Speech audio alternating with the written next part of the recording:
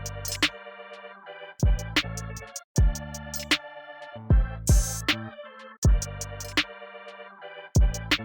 everybody, welcome to 3D6 Charge, a podcast about competitive Warhammer 40k, the state of the game and community news. We're streaming live right now at Twitch/3D6 Charge every Wednesday, 7:30 p.m. Eastern, where you can follow and subscribe.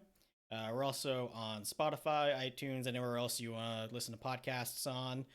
This is episode 26, viewer questions and resolutions. I am your host, Chris Vo, and joining me today is Benjamin Rubenstein. Hey everyone. Kevin Lieb. Howdy. And we're supposed to have Omar, but he got caught up in traffic, so he'll be joining us in like 15 or 20 minutes or so. Why he's caught in traffic? I don't know. He lives in the city. He should be taking the subway, but he just got a car, so he wants to drive it everywhere. Can't blame him. No, I guess I really can't. But yeah, like I said, we're doing listener questions today. So we put out the question of like, hey, whatever comments, questions, concerns you want us to address, you want to get our thoughts on something, just throw it out there, and we got some good ones. We'll also be taking some live ones as well. If there's anybody out there listening tonight, I know it's a bit of a crazy news day, so people are preoccupied, but well, why don't we just dive right in? So let's start off with something a little bit lighter. What is your favorite style of barbecue? Dry rub, Virginia style, Kansas style, saucy, spicy, sweet, and tangy. What do you guys like? I know we're in New England, so everything is kind of just not a style up here, but Dry rub. Dry rub. Goodness, I don't know if I know enough about barbecue to like answer that question properly. Anything on the spicier side usually. Yeah. I bought a smoker I've been trying smoking for like a few years now. I started out with like one of the charcoal ones, and then I got tired of like babysitting it all day to make sure the airflow is right. So then I bought like this electric smoker. And then it was a piece of crap, and then it got ruined by like a bit of rain. I don't know, it didn't even get ruined by rain. I covered it. It got ruined by the actual smoke. The smoke part of the smoker ruined itself. Huh? Yeah. Apparently it couldn't handle the temperatures of smoking. And then I ended up buying a pellet smoker like about a year ago. And if you don't know what a pellet smoker is, it's basically a thing that you load up like these wood pellets into, and it's electronically controlled, and it turns like an auger to at a certain rate to maintain like the temperature of the chamber. So one of the things that I did when I first got this pellet smoker was like I put a bunch of ribs on, and then I left the house. And if you've ever like tried smoking any sort of meat like with like charcoal or something like that, you don't even leave the backyard for more than like 5, 10, 15 minutes, because you're going to be worrying about the heat the entire time. You don't want it to get like too hot. You don't want the fire to go out. But no, this pellet smoker thing, I left the fucking house. That was insane to me. But in terms of like what style I actually like I said, we're from New England, so it's not like we have a lot of competing styles here. Most of the barbecue like that's commercially available in like restaurants around here is like, from what I see, like Kansas City style. So that's kind of like what I like to do. Put a good dry rub on it. Maybe a little bit, little light on the sauce. Vinegar based. I've had vinegar based barbecue before. I don't know if you guys have. It's very popular down in Virginia. It is not good. I've never had that before, but man, vinegar's like always a fascinating thing to cook with. It's like it can either go great or disastrous. I'd like to try it at least once, but no, I've never had that before. Yeah, so I we haven't. were down in Virginia for like a family party or whatever, and the guy that was hosting it made a bunch of pulled pork, and I got really excited. My wife did too, and she, because we both barbecue, it's pulled pork. And then she takes a bite of her sandwich and just puts it on my plate. She's like, "There's so much vinegar in this, I can't do it."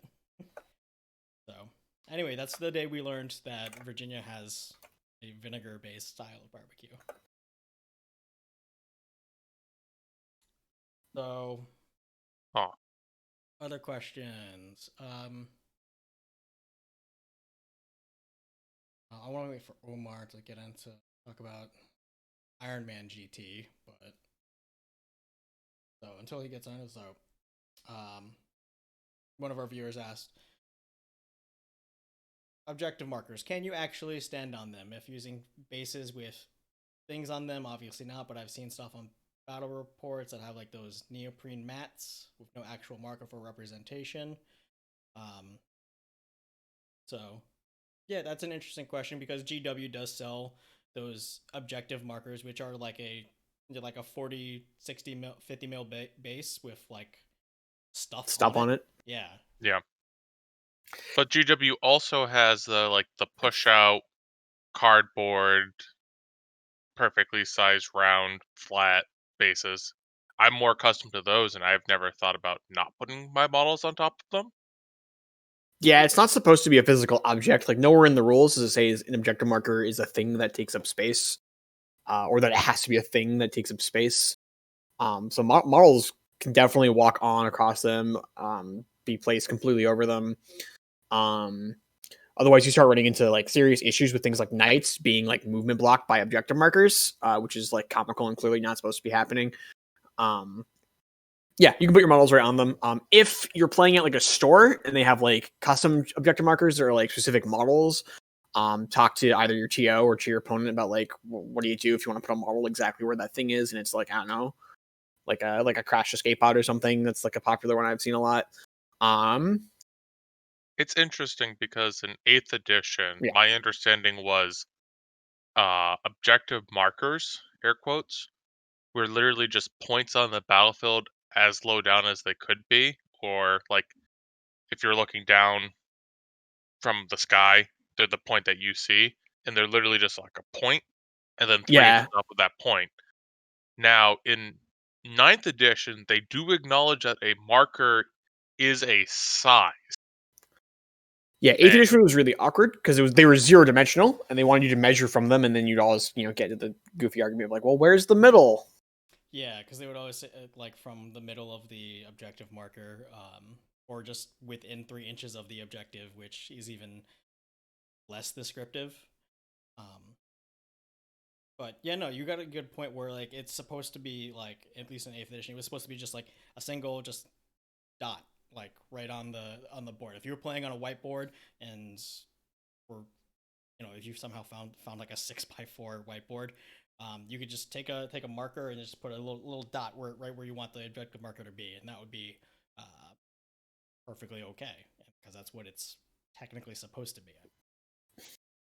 Yeah, well, that was for eighth edition though, right? Because ninth edition, like Kevin was saying, they've now actually given them like a dimension, right? Right, it's supposed to be 40 millimeters, I believe is the GW standard, which is the size that they come in the punch outs, Yeah, and and it's what about the they size, also and it's about the sell. size of a poker chip too, which is what you get a lot from like I think like LVO like has like their own poker chip type Yep. objective markers. Yeah. So yeah, it's about that. Nova It's used about poker that chips. size, the size of a poker chip or a 40 mil base.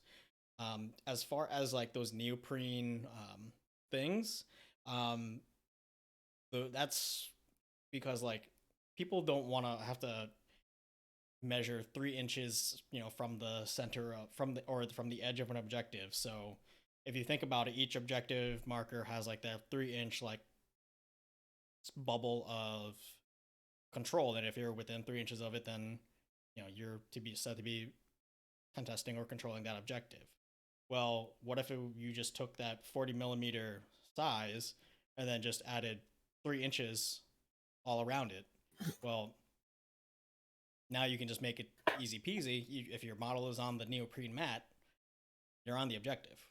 There's no measuring, there's no argument. It's just you're on or off. Yeah. Just to make sure that we've answered the listener's question, we are all of the opinion that you are supposed to be able to just move right across objectives as if they're not there. Yep, I will say that if you go up against someone who has that disagreement, reach out to your TO if they And for the most part, I can't imagine it actually mattering.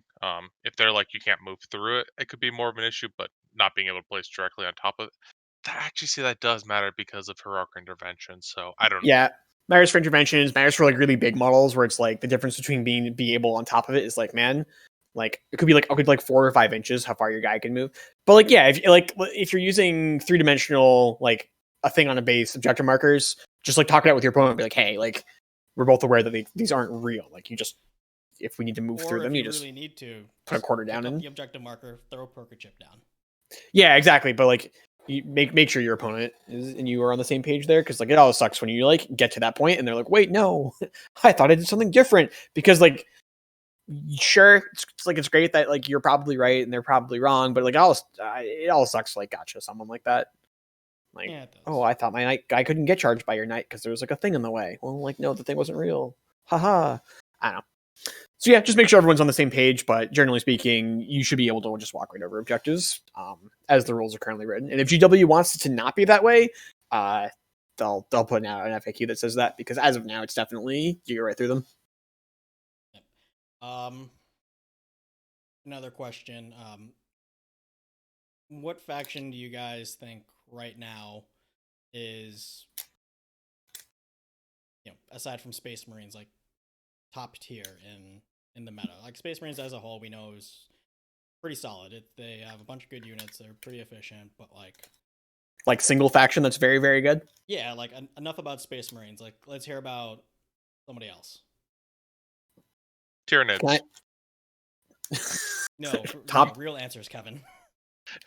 Like from a parallel perspective, or like a flavor wise, like cool perspective, because like I don't know, Tyranids are pretty cool. Both. No, can I pick 2 factions? As long as one. I'm not going to back down from Tyranids, but we can have the discussion.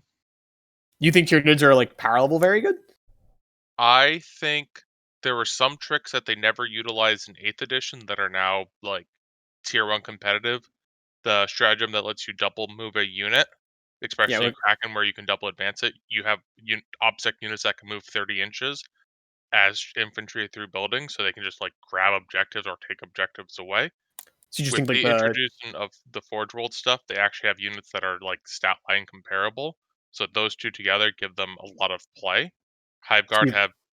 Go ahead. So you think just carpets with like higher duels behind them is just like that's the thing? Like we've done it. Tyranids are good. Yeah, I think that's a legitimate thing that will win. That has a chance of winning some things. Yes.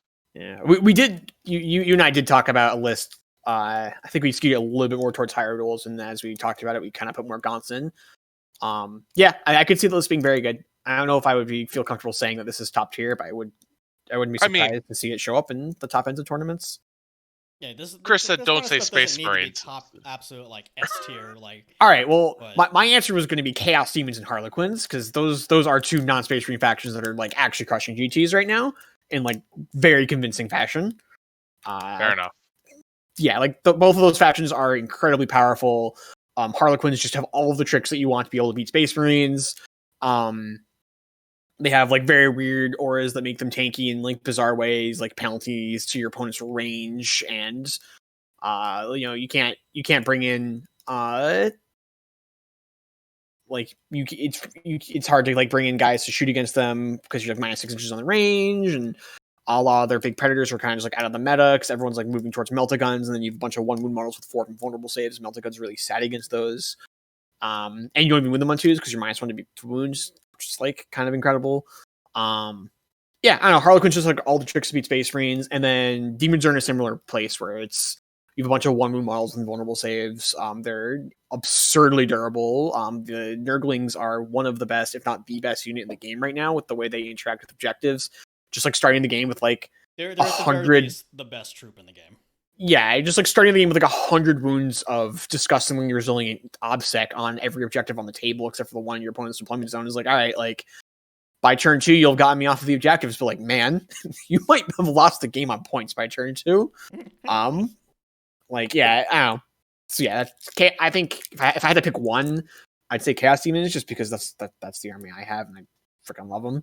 But yeah, Harlequins are also up there as extraordinarily good. Necrons are also up there, right? Oh god, yeah. Necrons aren't showing up in the numbers at, like, they're not performing like you and I thought they would. But they are performing. Like, people are winning things with them, but not in the numbers we thought we'd see. Every once in a while, you see like someone with a good performance on them. To be fair, we are still operating in COVID land where there's like maybe like one GT to talk of like a month. Yeah, that's fair. That's fair. And then also, Necrons are also like, their whole range isn't even out yet, I don't think. And like, the range is coming out very slowly. Like, I managed to get my hands on my Locust Heavy Destroyers yesterday. Like, it's been really hard to get Necron models, so it's also a good chance that like people just haven't put the lists together yet that are going to be very good. Yeah, it's like when the Sisters Codex came out, where like everyone knew that the Sisters Codex had very good play, had a lot of good tricks up its sleeve. You just didn't see them like placing at GTs because they had the fucking models. Yeah. There's still models, I believe, that you can't get because they were only releasing that one box. Yep, I think, yeah. So anyways, to fully answer the question, like, factions that we think are extremely good that aren't Space Marines, I think I can only really comfortably say that the extremely good factions would be Harlequins and Chaos Demons.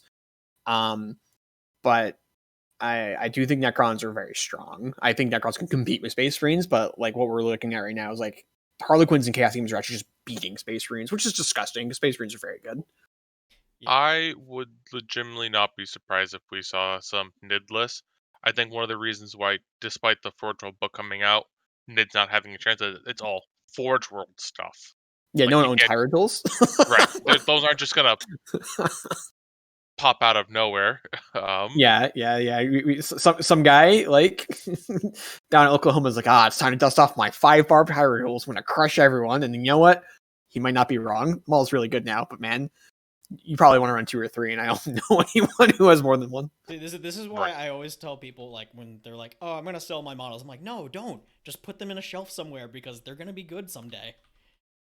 Yeah, it's like I don't know if you also the excellent video of a guy like digging through his like pile of shame, and then like opening a chest with like 20 drop pods in it and just going, "It's time," when the first Space Marine Codex came out. Yeah, like don't sell your, unless you genuinely are not enjoying the army's play style or something, like don't sell your models. Like it all comes around. Yeah, like I have like my chaos collection, like I got like the 60 plague bearers, and I got like the bunch of like chaos cultists, and those things fell out of favor, but like it's not always gonna be that way. And if it ever comes back around, I'm fucking ready. I don't need to wait to build and paint 60 plague bearers. I got them ready to go. That's how you meta chase, is just by buying everything and then never getting rid of it. I maintain that you could play those today, Chris. Oh, I know, but like alongside 60 more plague bearers. Yeah, I know. But yeah, I think that I've answered the question over and over now. But yeah, Chris, I what's agree your with you opinion? with Chaos Demons and Harlequins. I think Harlequins is the interesting one because it's an army with 8 units. Yeah, something like that. Yeah. Right. It's 2 out of those 8 units. Right. It's 2 HQs, 1 troop choice.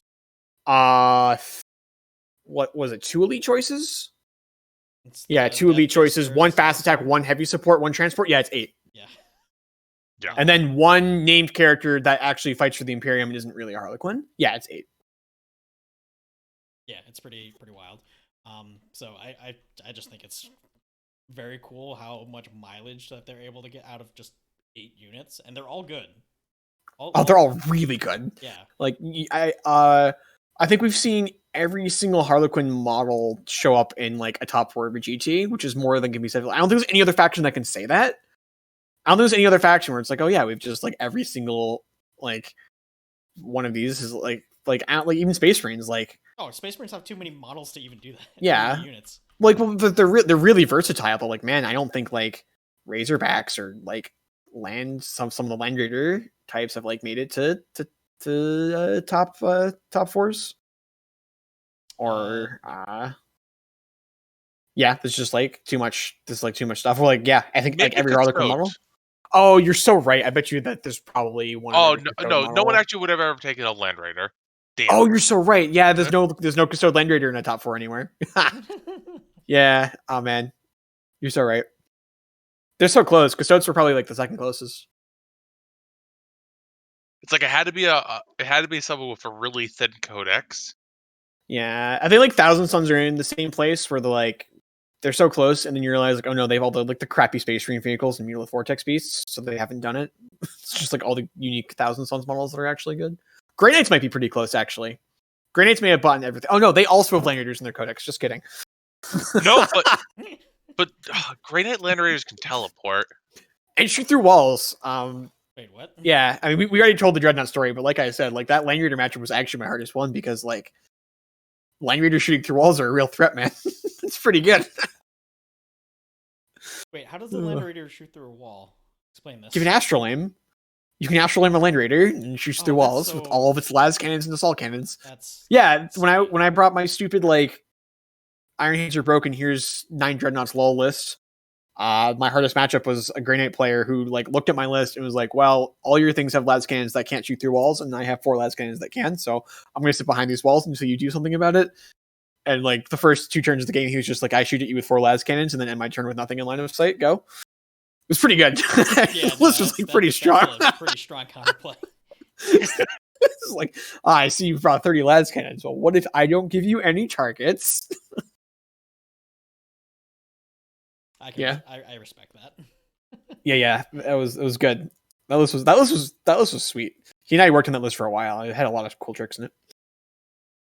I still don't think the Land Raider's ever seen the top 4, but Oh no, it was more valid. it top 4 that tournament, but it was an 8-person like RTT, not a GT. All right.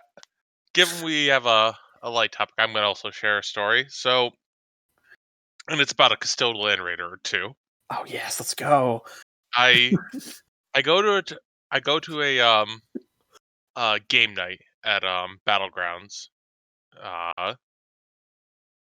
and I'm going up against an opponent, and we're supposed to be playing a fun, casual get together list, and then there were 4 Imperial Fish repulsors sitting across from me.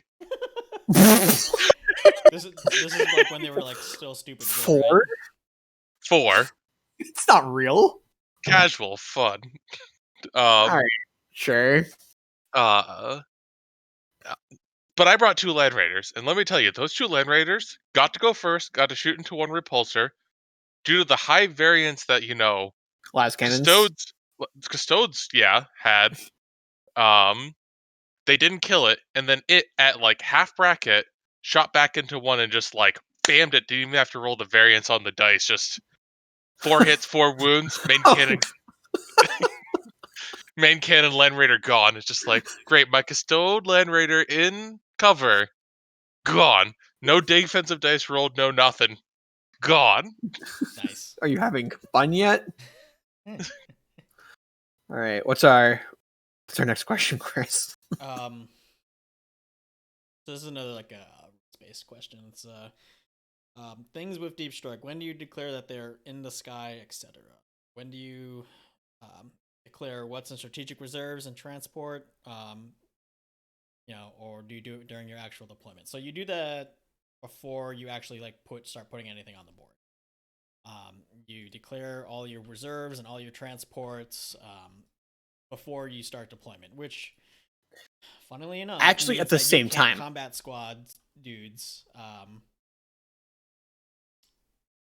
and still have them in like a vehicle or in reserve. And they also got rid of the combat squatting stratagem as well, so you can't even do it like after the fact now.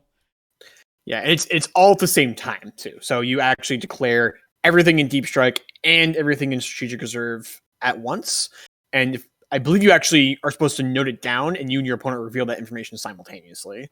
Yeah, so Yep. what it kind of does is it gets rid of like that song and dance of, oh, I'm gonna put this thing in Deep Strike, so now you deploy, and then they also like put something in Deep Strike, and like it ends up being just like 4 or 5 like times of you going back and forth for your opponent saying like, Captain with jump pack. Okay. Vanguard veterans. Terminators. You know. Right. Yeah, the It good old also Tau experience of putting my 3 commanders and like 3 drone squads in deep strike, and then like by the time I put my first model on the table, my half my opponent's armies on the table. Like, yeah, that's gone. You yeah, now are you are now actually putting yourself like more committed to the table when you put a bunch of things in deep strike, because you have to show your opponents your big deployments before they do. Because if they're deploying their chaff and you're deep striking your chaff, uh, you're committing your big stuff before they are. I was gonna say I think that's part of the reason why we're back to the I go you go. When you factor in deep striking and having to do it all beforehand, it makes putting a lot in deep strike tactically bad for your army. For deployment. Yeah, Yeah. Yeah. it's one of the adds it's one of the more things that critical to it. Yeah, it's one of the things that's making GSC so much better than a lot of people predicted. Not me though. Go back and look at our earlier videos. I was all over GSC being good in ninth, because they still get to just win deployment when a lot of factions that put a bunch of things in deep strike are like losing, tactical flexibility in deployment. GSC still gets to be like, yeah, everything's in deep strike, and also you don't know where anything is. Whereas now armies are like, all right, everything's in deep strike, but also you get to know where all my most important things are before you put down anything that's remotely important. If your opponent's got like significantly more drops than you, after you've put your 5 or 6 units in deep strike or outflank or reserves.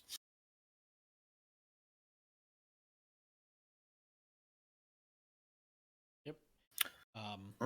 So is that now? Correct me if I'm wrong. That is after you pick secondaries, right? You reveal armies, you pick secondaries, and then you declare deep strikes and reserves. Yeah. All right. Secondaries is like Sounds after correct. you like show your. I'm like 90% sure that's true, but it's actually been a second since I played like a official game of ninth because COVID. Yeah, I thought the big book was next to me, but I can't seem to. Oh, there's the big book. I don't know how Yeah. I missed it. But yeah, Yeah, no, that is the order for that. You determine the mission. You reveal your armies. You place your objective markers. Then you select your secondaries, and then do the attacker defender. I call it. Yep. Then reserves and transports, and then deploy. All right. Yeah, and that messes with combat squads because you cannot combat squad and then put some guys in some place and some guys in another. They all have to be in the same place. Yeah, which is a little annoying, but I mean, it's not that big of a deal because you're very rarely going to have like that full squad of Marines anyway. Exception being like maybe like a 10-man of like assault intercessors, or I actually see armies bring like 6-mans pretty often of like eradicators and plasma inceptors. Can plasma inceptors combat squad? They have to, right? Like don't all Marines do it? They can if you Yeah. take 6. Same thing with eradicators. The eradicator thing doesn't really make too much sense to me. I mean, like if you're low on heavy support slots, then like yeah, it makes sense. But otherwise, Well, yeah, you bring 6 and then you just combat squad them if you want to, because whatever, it's free. well, I've tried the 6-mans, and I found that I always just combat squatted them like no matter what, because like 6 eradicators is 12 melta shots on something, and it's gonna overkill most likely. So Yeah, you always combat squad it. You just do it if you need the heavy support slots. yes. It also gives you the option to not combat squad when someone might be taking some silly secondary against you, like maybe a Custodes player's like, oh yeah, he has a bunch of units. So you just don't combat squad in order to It also prevent lets that you secondary. Yeah, it also lets you do things like combat squad the heavy weapons in a weird way, because if you have 6 of them, you can bring 2 multi-meltas. So you can combat squad both the multi-meltas into the same squad, and then you can do things like pop stratagems for, moving and shooting with no penalty and things like that. Yeah, actually, for when the heavy intercessor box like finally does come out, I've been playing with the idea of taking like the 10-man of heavy intercessors and taking 2 of those heavy bolters, and then just combat squatting them, and then just putting like 2 of the heavy bolters in the same squad. Yeah, seems reasonable to me. Yeah, similar idea. Just because like the heavy intercessor squad is already like just like a brick shithouse of like I'm not moving. So why not just put 2 heavy weapons in there and have a pretty solid fire base, and then the other one can be a little bit more mobile,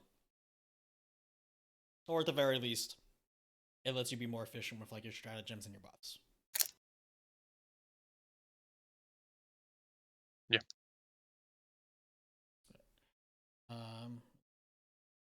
So last question. Any opinions on the drama about the Iron Man GT? So if anybody doesn't know what the Iron Man GT is or was, it was a GT down in Blue, Florida, that had some degree of controversy surrounding it. And that being said, a lot of that controversy came from the 40K blog, Blood of Kittens. You know, the guy who does that site, put up a blog post about it. And the thing is, like, this is all hearsay, but he alleges that the Brohammer guys and I think it was like another team like conspired and colluded to get ITC points by putting together a GT and somehow getting everybody to drop out after the first round to, kind of like ensure like somebody on Brohammer like took first place, which one doesn't really make sense to me, and two, the guy who runs Blood of Kittens, all like by his own admission, like doesn't like competitive Warhammer. He thinks the idea of competitive 40K is dumb and silly, and he hates it. So like already he's writing about this from a pretty good point of bias. So go ahead, Kevin. I think hearsay is hearsay and kind of should be, unless we have like direct evidence of tampering. I don't know. I feel like there's enough drama in the world that's almost not worth bringing up personally. So I could talk about some similar situations, but without knowing more about that particular, like what, like I have questions, like how do you get everyone to drop out? Like were they not actually there, and they were just signing people up that weren't there, and then saying that they dropped? Did they just like tell everyone to leave because they were closing? Like I don't understand how you just like get everyone to leave. Yeah, that's the part of that doesn't make sense to me either. But like if you want to like move away from the actual like drama and bias writing, then like one of the core issues that was talked about on the competitive 40K Facebook group was, all right, say you do have, like what's the cutoff for a GT? Like 42? 42? So like, something like that. If you have a GT and you've got like 42 people signed on to it, and like what happens if after the first round enough people drop where there's no longer enough people to qualify it as a GT. Now if it's just like one or two or like maybe even like 5 people, you drop down to like the mid 30s, yeah, you're still going to count it as a GT, right? Well, yeah, what about where do you draw a line? What if like 36 people drop out round one? 15. What if it's 20? What if it's 25? Does it still count as a GT? Or I mean, like technically, according to ITC rules, it does count as a GT because those people all started. But where do you draw the line? Like in this hypothetical situation, you got your 42 people, and then 40 people drop out. By rules, it's a GT, and one of those 2 people remaining is gonna gobble up a bunch of points. So, I think you count it. You don't ever put a line, and if there's enough risk and speculation, you request Heartland Gaming to do an investigation. If they determine that that person should no longer be allowed to hold tournaments, that's what they do. I don't think you could set a line. Is my own personal thought. Is it just like if we set a line, people will just like abuse it and just be like, oh man, if the line's 36, that's how many people you get to drop down to, or like, right? Just it shouldn't be all okay. I mean, that's fair. If you make a line, people will just like toe the line, and that's always been true for rules. Like if you're like, all right, this is the rule, people will get as close to that rule as possible. Which then makes the rule like, all right, well then you just be like, all right, if it ever drops below 42 people. You can't do that, but you could be like, man, if it drops below 42 people before round 3 or something like that, because like people like after like round 2 or 3, people are just gonna start dropping because they're out of contention for top 8ing or like whatever their personal goal was. And like that's fine. Like if you're running a 6-round tournament and by halfway through half of your field is dropped because they're not in contention to top 50%, fine. Like that's reasonable. Like maybe they're only gonna have fun competing to win. Maybe they want to go like replay a game that they've lost. Like maybe playing the tournament out just like isn't their best use of time. Like that's all reasonable. Maybe their but goal was top 8 and day 1, they went 0-3, and then like tomorrow they want to clean out their garage instead. Right. Yeah, or but they had really bad dice and thought it might be best for them and for their reputation just to back away. Completely reasonable.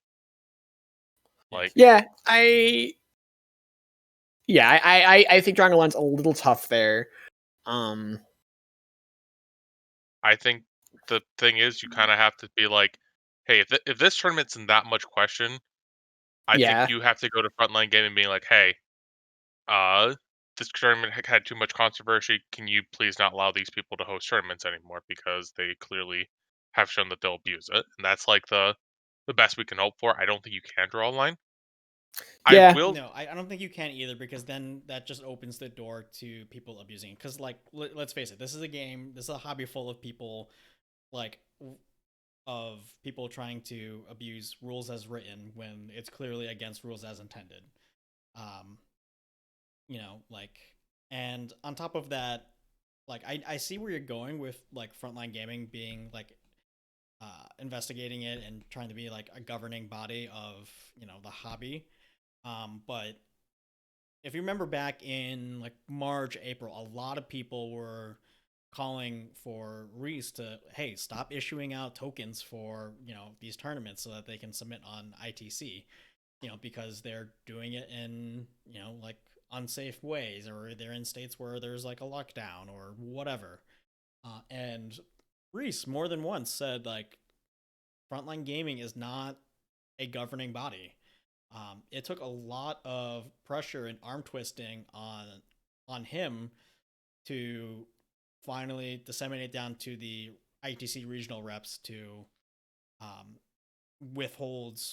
not even withhold token, just not automatically generating tokens anymore. You had to talk to your regional rep to like get the token, and it was up to the rep to make sure that everything was being run in accordance with local COVID guidelines.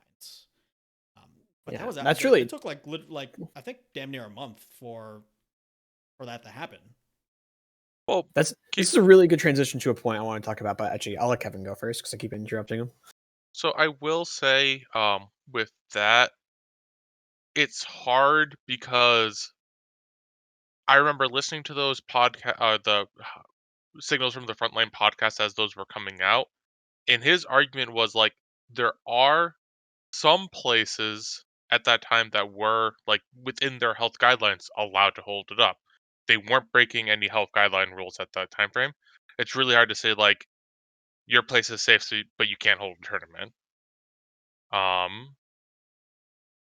Yeah. So, sorry, Jonathan. I just think that this is. I feel like it's a different argument. I think they're both valid discussions to have, but I feel like comparing the two is like slightly different. Yeah. So my thought, which is totally kind of unrelated, is that this is like one of like the big divergences from like the competitive 40K community and another game that I used to play fairly competitively, which is Magic, which is that Magic is the competitive scene for Magic is run directly by the company that produces Magic, and they take a hard line with shenanigans with their rules. Like it's like one strike and you're out. If you get caught doing something shady, they just like refuse to sell you product and they don't let you run sanctioned events anymore, which functionally means you're just done.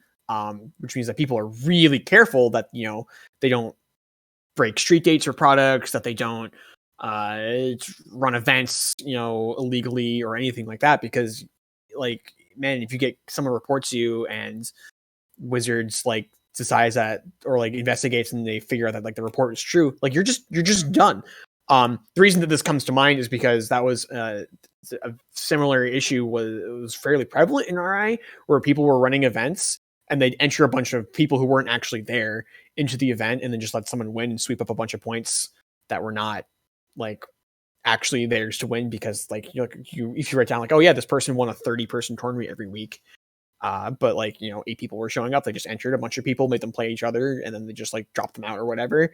And Wizards cut a hold, and like stores lost licenses. Like people just had to close because like, oh yeah, 80% of our business was Magic.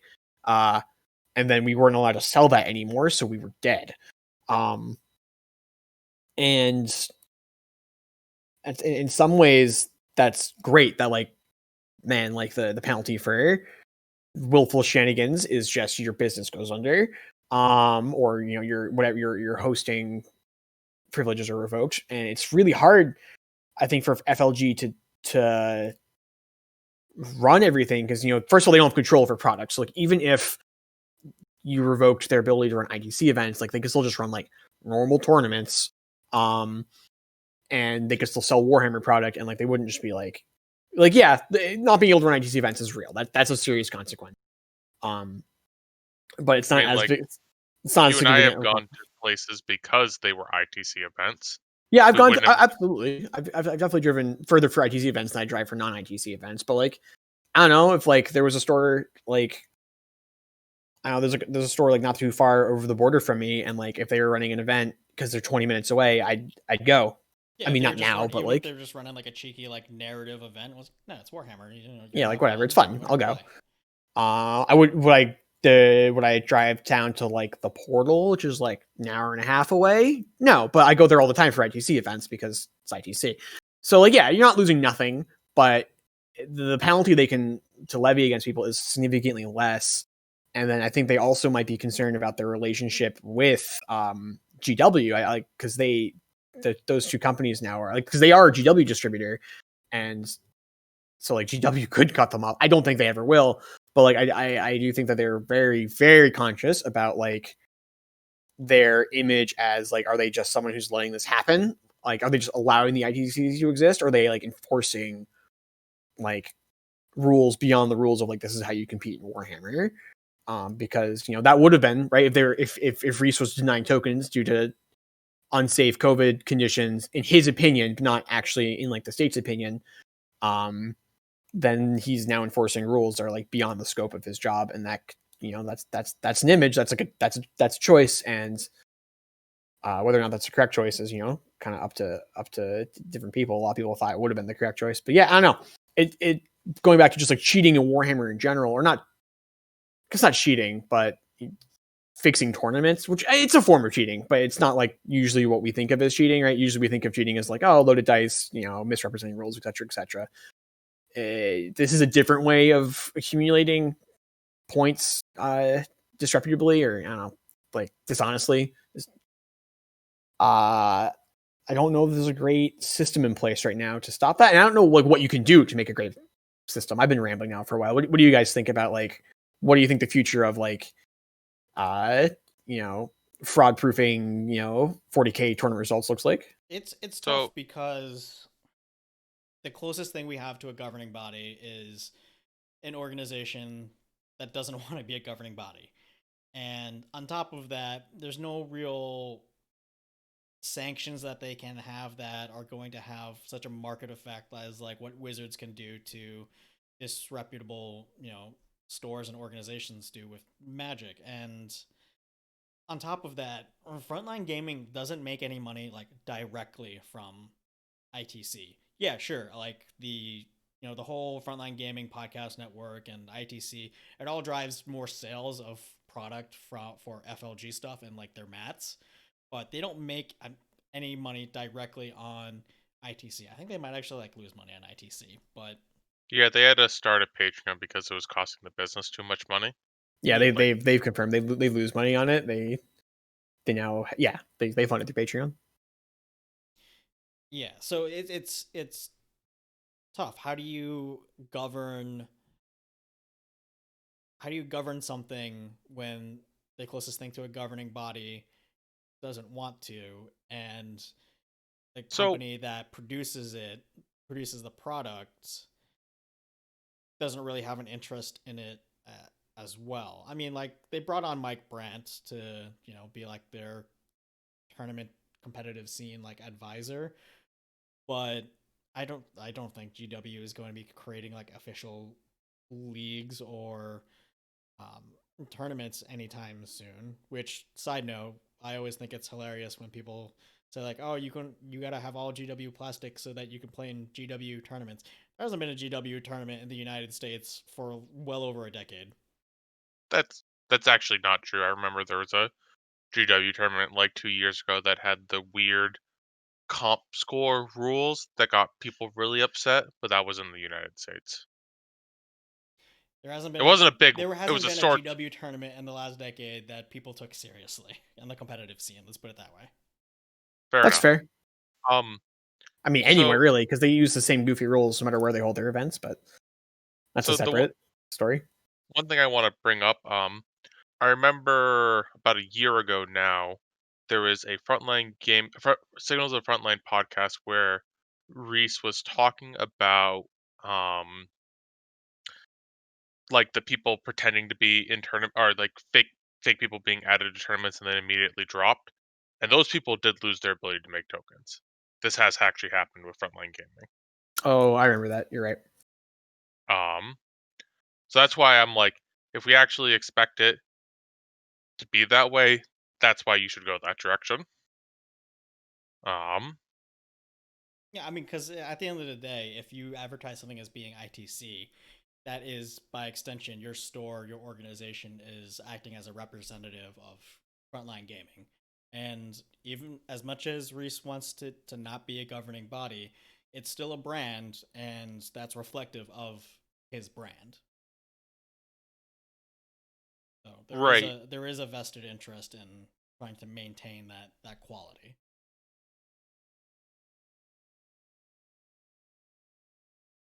I have a direction I want to go with this, but I don't think it should be on the podcast. So Fair. Well, that's all that we had for questions, and Kevin, I know you were chomping at the bit to talk about New Year's resolutions. Yes. So since you're so excited, why don't you tell us about your resolution? So you're talking about like hobby resolutions, personal, professional, competitive resolutions. What are we Anything talking Warhammer related, podcast related. Um, so I have a few. I started up a Instagram account, and I had my first post like 2 weeks ago. My goal is to try to get a post every 2 weeks. I actually got this Helldrake over Christmas. This is going to be my next post. It's about the Helldrake. So that's a hobby goal I have. I want to go to a GT level tournament. I've signed up for a few, but they've fallen through or haven't end up being GTs. That is, of course, assuming that those can be hosted safely. I'm not going to hold myself to a ridiculous standard if they're not. That's not possible or that's not safe. And last but not least, I recently got a bunch of Chaos Space Marines, and I'm hoping to have that army completed by the end of the year. That might go hand in hand with the first goal. All right, so new year, new army. That's your New Year's resolution. That's one of them. Yeah. Benjamin, you got anything? I think my next goal, as far as hobby is concerned, is to get a fully painted Thousand Suns army together. I have a lot of painted Thousand Suns, but I always play them with demons, so I don't actually have like a full like 2,000 points of like here's just Thousand Suns. Let's go. That might have to wait for the new codex to come out, just so I know like truly what direction I want to go in. Man, my other goal for the year, yeah, I usually set like some goal for like where I want to land in the ITC, like what percentage do I want to be in. But again, with COVID, like, man, I might not be able to compete this year, and like that's fine. If I can't compete this year, I'll just try and get some more painting done. But if I can, I always try and get top 10%. And I haven't found that to be too difficult. It was a little bit of a struggle. I kind of like nearly screeched in the last couple of years that I was in ITC. I almost want to say like top 5%, but that might be a little ambitious to like actually cut my standing like in half. But yeah, I don't know. I think for this year, I'm just going to stick with top 10% because I don't know how safe I'm going to feel traveling very long distances to go to like GTs and things like that. Yeah, and then a fully painted Thousand Sons army.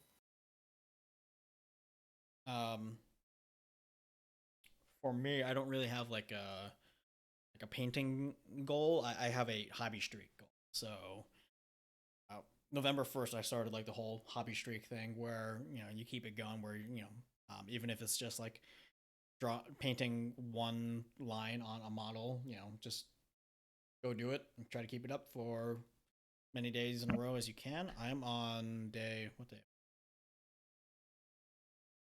I'm on day 67. So after this pod, I need to go touch a paintbrush to a dude, and I'll be at 67 days in a row. And it's one of those things where like, so I have 3 floors in my house, and my 3rd floor is where I do my painting. So if I go up there and I'm just like, all right, I'm just gonna like paint a line on a guy. Well, I already got the fucking paint out, and there's another guy right next to him that can use that same thing. All right, I'll do him. Well, there's 2 more right next to him too, and then next thing I know, I've spent like 30 minutes up there, and I've gotten some, pretty solid progress done on a squad. And it's like one of those things there where you're just like, hey, just try like painting 30 minutes a day for like a week, and you'll be amazed at how much progress you've gotten. I've done it for 67 days.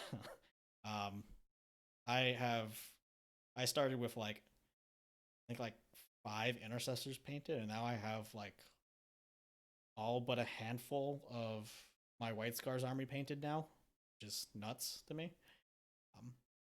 But otherwise, hobby wise, yeah. ITC rankings. I'm pretty bummed about the whole COVID situation in 2020 because, I thought that was going to be like the last year that I had to really make a run at solid like ITC rankings because my wife and I were in the middle of the adoption process for our kid, and it's projected we're probably going to be finishing that process up like this year. And once I have a kid, I can't, it's going to be a lot harder to sneak away for a whole weekend to do a GT.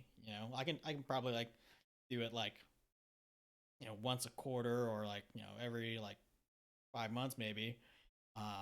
But doing like one a month, that's going to be like, that's not fair to my wife. So I would like to say like I'd like to just get at least one GT in this year, if it's of course if it's safe to do so. We need to line that up. I think we might make this happen, Chris. Yeah, I think. Yeah, going to GTs with friends is always a blast. So on a unrelated note, hey Ben, I saw an interesting post by Ellie Myers on January 1st. Want to tell anyone what's up with that? Yeah, I've been engaged for over a year. I don't know. Ellie posted some photos that we took, and apparently a lot of people took that as our first engagement announcement and congratulated us profusely for getting finally engaged. Congratulations. Already been. Yeah. Very funny. Yeah. Congratulations, man. That's it. Kevin's poking fun at me because we had a bunch of like fairly I'm close. Just congratulating you. I had some like fairly close friends like message me like, "Oh, congratulations on finally getting engaged." It's like, dude, it's like it's been a second. I guess they didn't hear the first time around. Listen, you told them COVID happened. Yeah, it's fair. Like it's a different lifetime. COVID erased everything. Like, and I don't blame them for like. It's not like they've seen me face to face in that time to like talk about anything. Engaged, like April 1st, right? And that's when shit started getting real. Yeah, I got engaged actually New Year's Day last year. We announced it on April because my fiance wanted to do it on April's 1st, so people weren't sure what was reality because that's the kind of humor she has. She's wonderful. She really is. But like it's been crazy, and like the reason is like, man, we're gonna be engaged for like 2.5 years because everything's booked out forever. You can't get new. You can't host anything right now, and like it's not like we live together. We already know we're gonna be together. It doesn't change anything for us if we're literally married or not. So we're just like waiting until it's safe to like actually hold something. And even once it becomes safe to hold something, everything's like already all booked out because there's all the engagements that like already got pushed back when COVID happened the first time around. I'm going to be engaged for a long time. So, yeah, that's where we're at. Dude, just go to Bermuda and get married there. That's what I did. Like I was engaged for like 6 months, and we were able to just do it with like 4 months notice. Yeah, like I mean, we could just like go get it like ordained now, like down the street at a courthouse. But like that's not the point. We're waiting before we can like actually have like a gathering of like friends and family. Yeah, we actually You can get married, but we you did can't the have a destination wedding. Yeah, because, like what? we Like did we the don't need to destination do wedding it. because we actually wanted to like whittle down the guest list without whittling it down. Yeah, We've both got that's huge families. also tempting, but family can be a mess sometimes. Yeah. All right. Any other resolutions? Anything else that you guys want to bring up before we sign off for the night? Sometime this year, I would like to actually bring the beautiful Mutalith Vortex Beast that Kevin Kit bashed for me to an actual event. Oh, I know that pains you. It doesn't. The model's beautiful. It's just really hard to make it work. I don't know. There we figure it go. out. There's the pain. Maybe the new Thousand Suns Codex will make it good. God We'll willing. find out. All right. Well, thank you everybody for listening to this week's show. Hope it was enjoyable. I'd like to thank our contributors for this episode, Benjamin Rubenstein and Kevin Lieb. I guess Omar just got stuck in hell traffic forever. But anyway, this has been the 36 Charge Podcast. Bye for now. Don't roll any ones, and we'll see you next week. Ben, what are we talking about next week? What are we talking about next week? I don't know. I kind of just do this by the seat of my pants, but Oh. figure something out. I was a little concerned when you asked me that question that I was supposed to know the answer. No, I was just All right, wondering if you had anything Chris. else on your head.